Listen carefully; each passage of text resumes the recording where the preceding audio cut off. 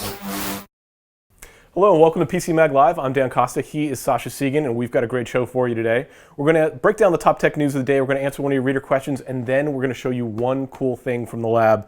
Before we do that, I want to tell you that today's show is brought to you by our friends at Tech Bargains. You can check out the eBay Frenzy deals where you get great deals on electronics that you can't usually find on sale. You get a PlayStation 4 for under $400. You can get a 16GB iPad for under $350. Just go to the URL on your screen right now and you can get those deals live. Let's start with the big news. Google I/O was this week. The biggest news at Google I/O was the release of Android L. Sascha, you've been playing with Android L for the last 24 hours. The developer release is out there. I'm a little jealous. What do you think of it so far? Yep, Android L is now available for the Nexus 5 and Nexus 7, provided that you are enough of a geek to load your operating system by yourself. Which you are. And so I got it on a Nexus 7 and spent the night basically reading Marvel Unlimited comics on Android L. And getting paid. And getting paid, and using a lot of the multimedia applications, checking out the notifications, that sort of stuff. Okay, so the first thing you notice about Android L from the presentation and from the device is it's going to use a lot of GPU power. There's tons of overlays. There's all these subtle 3D effects. There's new GPU-centric APIs. The material design has a lot of texture to it. Is it useful though? I mean, GPU power means battery power. Battery power means shorter battery life. That worries me. Like, does material add something to the interface, or does it just make it prettier? Well, I do really like the new quick action notifications, where notifications pop down, and now they have a sort of, do you want to do something about this notification? Do you want to answer this call? Do you want to respond to this text as part of the notification? I like the new quick settings pane, which is animated in a really nice way. Chrome is super smooth, nice inertial scrolling. Most of the other Google apps haven't really been redesigned yet, so I don't know. Yeah, I don't know how material design is going to affect those. The one thing that I think is going to be the most divisive about what you see in this developer release is the new keyboard. Okay, the new keyboard has these sort of letters floating in space, and it works pretty well. Like, I was typing without a problem, but that design is going to freak a lot of people out. I'll be very interested to see what people think as more people get Android L onto their Nexus 5s and 7s. You can check out more of Sascha's comments, of course, on PCMag.com. We're going to be testing this for months until the final release is out. Very interesting product. Let's move on to our next story, and that's more fallout from the Edward Snowden leaks. We knew this was going to happen. The industry warned us that this was going to happen. The German government has basically canceled its contract with Verizon because it is worried about security violations. Verizon says, don't worry about it. We're going to protect your information. But the German government is saying, no, we're actually going to cancel this contract. We don't trust you anymore. We're going with Deutsche Telekom instead. Okay, there's two separate issues here, first of all. Number one is that the German government is trying to give some money to a local company that the German government actually has a significant financial interest in. Yeah, I was actually surprised that they didn't go with Deutsche Telekom to begin with. Exactly. So that's number one. But number two is that obviously the NSA is hurting the United States commercially. Okay, and there is one person who can rein this in, and it is President Barack Obama. This is entirely on him. It should not be on Congress. Okay, he could stop this in 20 minutes. The NSA reports to him, and this has to be done. The NSA has to be reined in, or the United States is going to suffer in a lot of different ways now that everybody knows that we are spying on everybody. Yep, Cisco has made the same point right when it was breaking. They were like, we're going to have trouble selling our equipment overseas because people are going to be worried about backdoors. They're going to be worried about interception. This is not going to stop with Verizon. We're going to see the same story happen over and over and over again.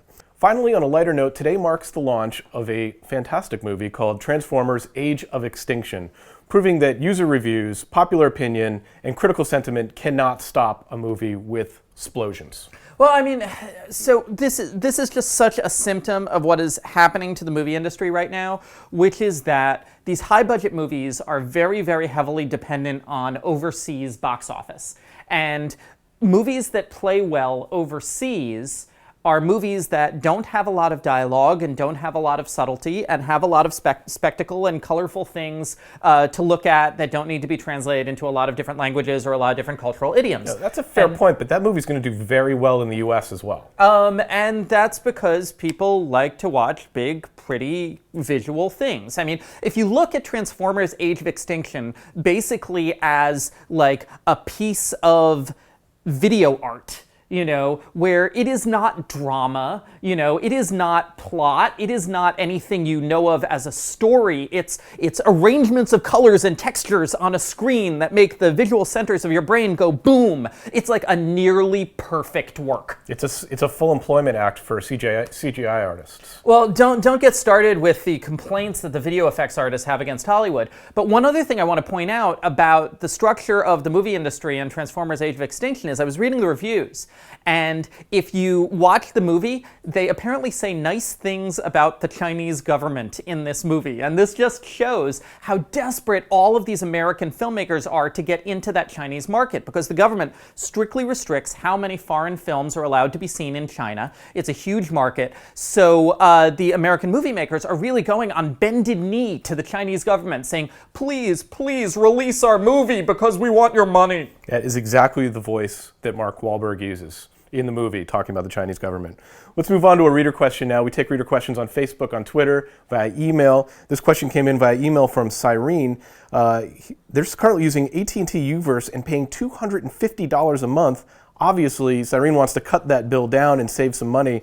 They want to know, do they still need some sort of cable service in order to get Netflix and Amazon? Yeah, okay. So since we have no high-speed internet competition in this country, very little. There's DSL. And DSL is not fast enough for what you need to do. So you will still have to sign up for AT&T U-verse broadband so that you can get all of your cord cutter internet-based video services.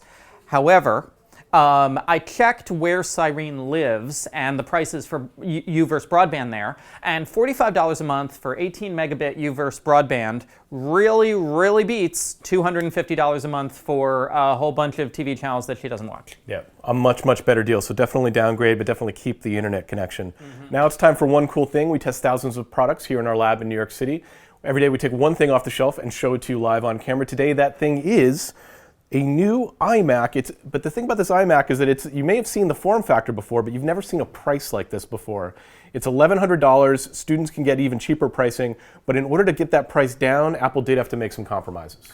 Yeah, I mean, this has been downgraded in pretty much every way from the previous iMac, which cost $200 more. So we have a dual-core Intel i5 processor, 8 gigs of RAM, a 500 gig hard drive down from a terabyte, Intel HD Graphics 5000 down from Iris Pro Graphics. So everything's been knocked down a bit.